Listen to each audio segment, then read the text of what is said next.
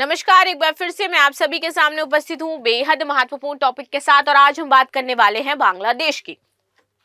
तो बांग्लादेश में फाइनली यहाँ पर सेना ने कुछ ऐसे आदेश जारी किए जिससे पूरी दुनिया की नजर बांग्लादेश की तरफ मुड़ गई। और यहाँ पर ये कहा जा रहा है कि फाइनली बांग्लादेश में जो यूनुस सरकार है उसका अंत होने वाला है। तो अब इसी के बारे में चलिए बात कर लेते हैं कि क्यों ऐसा कहा जा रहा है, मिलिट्री ने ऐसा कौन सा स्टेप ले लिया कि पूरी दुनिया की नजर बांग्लादेश की तरफ और साथ ही साथ यूनुस सरकार की तरफ चल गई है। हम सभी जानते हैं बांग्लादेश में तख्ता पलट हुआ, शेख हसीना जी की सरकार गई, लेकिन अब यहाँ पर ये हो रहा है कि शेख हसीना जी की सरकार वापस आएगी। कैसे आएगी, चुनाव भी लड़ेगी, कैसे लड़ेगी ये समझते हैं इसमें वीडियो में।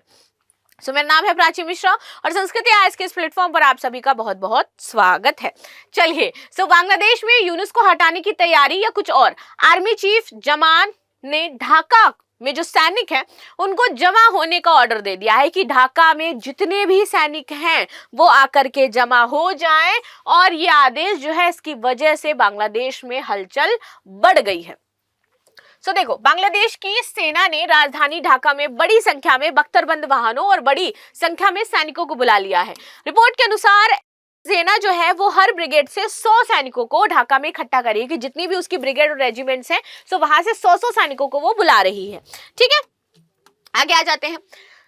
ये घटना ऐसे समय हुई जब बांग्लादेश की सेना और हसीना विरोधी आंदोलन की अगुवाई करने वाले संगठन, कौन है वो, तो स्टूडेंट अगेंस्ट डिस्क्रिमिनेशन के बीच संबंधों में दरार की खबरें आ गई। पहले ये दोनों मिलकर के काम कर रहे थे, किसके खिलाफ, शेख हसीना के खिलाफ, लेकिन अब ये दोनों जो शेख हसीना के खिलाफ काम कर रहे थे उन्हीं के संबंधों में दरार आ गई है।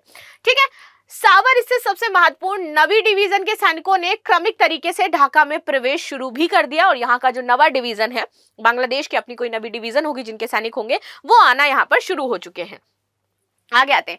सेना को देश पर अपनी पकड़ मजबूत करने में कुछ और दिन लगेंगे, ऐसा उनका कहना है। बांग्लादेश की सेना के पास डिवीजन आकार की 10 क्षेत्रीय कमान है टोटल, ठीक है, जिनमें से ब्रिगेड की कोई निश्चित संख्या नहीं है। नवी इन्फेंट्री डिवीजन सावर में स्थित है, जबकि एक अन्य महत्वपूर्ण 19वीं इन्फेंट्री डिवीजन घाटैल में तैनात की गई है। ठीक है, सेना प्रमुख को लेकर के छात्र नेताओं ने यहाँ पर कुछ खुलासे किए हैं। अब क्या हो जाते हैं ये भी समझ लेते हैं। तो यहाँ पर बात जो कुल मिला के इतनी है कि ये जो पहले सब एक हुआ करते थे, जो शेख हसीना के खिलाफ आंदोलन कर रहे थे, अब इन्हीं में अंदर अंदर फूट पड़ गई है, जिसकी वजह से यहाँ पर जो यूनुस सरकार है उसका अंत करने की बात कही जा रही है। अब ऐसा क्यों हुआ, क्योंकि भाई अगर हमने आंदोलन में आपका सपोर्ट किया है तो हम चाहते हैं जब सरकार बनेगी तो आप मुझे कोई उच्च पद दोगे। यूनुस सरकार ने ऐसा किया नहीं। जब ऐसा किया नहीं तो मामला और भी ज्यादा बिगड़ने लगा। तो अब ये कहा जा रहा है कि अगर आप हमारा सपोर्ट नहीं करेंगे तो फाइनली अब वापस से शेख हसीना जी की सरकार जो है उसको हम आने देंगे और आप जाइए बाद में।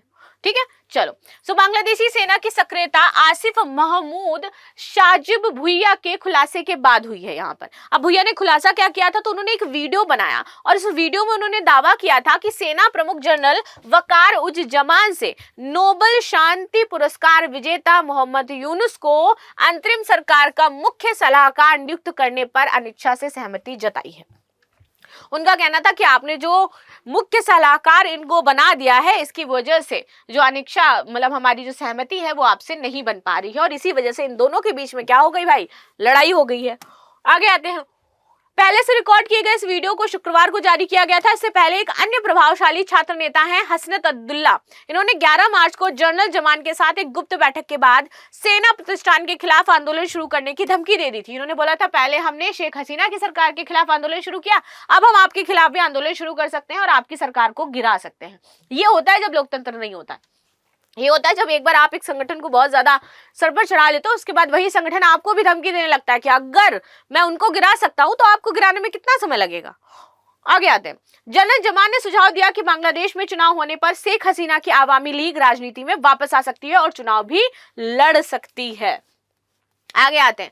सेना के खिलाफ आंदोलन की धमकी, तो अब्दुल्ला ने अदपस्त प्रधानमंत्री जो कौन है, शेख हसीना है, इनकी वापसी का रास्ता खोलने के लिए सेना के अधिकारियों के खिलाफ आंदोलन शुरू करने की धमकी भी दे दी है कि हम क्या है, शेख हसीना को वापस लेकर के आएंगे और आपके खिलाफ यहाँ पर आंदोलन हम छेड़ देंगे।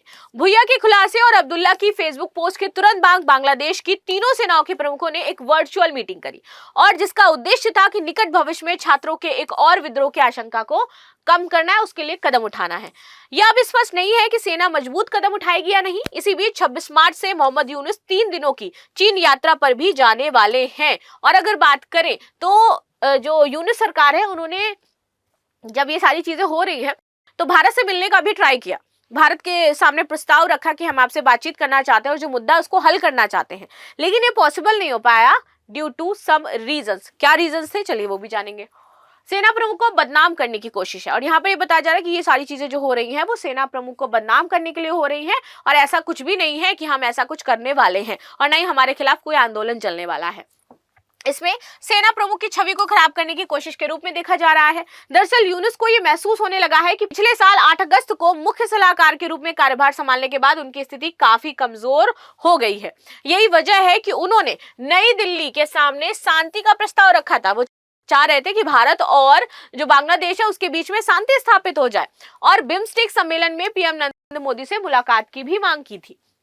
हालांकि ये मुलाकात संभव नहीं हुई क्योंकि यूनुस सरकार में शामिल जो अधिकारी हैं वो लगातार भारत के खिलाफ उकसाऊ बयान दे रहे हैं। इस वजह से हम उनसे मिलने नहीं गए। इसके अलावा भारतीय प्रतिष्ठान जल्द ही एक लोकतांत्रिक चुनावी प्रक्रिया देखना चाहता है जिसमें एक वैध राजनीतिक दल सत्ता में आए, जिसके साथ ही वे आगे बढ़ सकेंगे। इसी बीच जनरल जमान के नेतृत्व में सेना बांग्लादेश में अहम जो आधार है वो बनी हुई है। तो हम अब जो संबंध है या बातचीत है दोबारा उन्हीं के साथ शुरू करेंगे जब चुनाव होंगे और चुनाव के बाद जो वाकई रियल गवर्नमेंट बनेगी तो उसके साथ अब बातचीत की जाएगी। भारत इस बीच ये जो यूनुस सरकार है या कोई भी सरकार है उससे बातचीत नहीं करने वाला है, ऐसा यहाँ पर कह दिया गया। और इसी वजह से ये जो यूनुस सरकार है वो बहुत ज्यादा चिंता में आ गए कि भाई मेरी स्थिति तो कमजोर होती जा रही है, यानी कि अब हमें सत्ता से जाना पड़ेगा और शेख हसीना अगर वापस आ जाती है तो जितना भी हमने ये किया था ये सब मटिया मेट हो जाएगा और हमारी तो जो चीजें जाएंगी वो तो जाएंगी ही, क्या पता हमें बांग्लादेश से ही निकाल दिया जाए।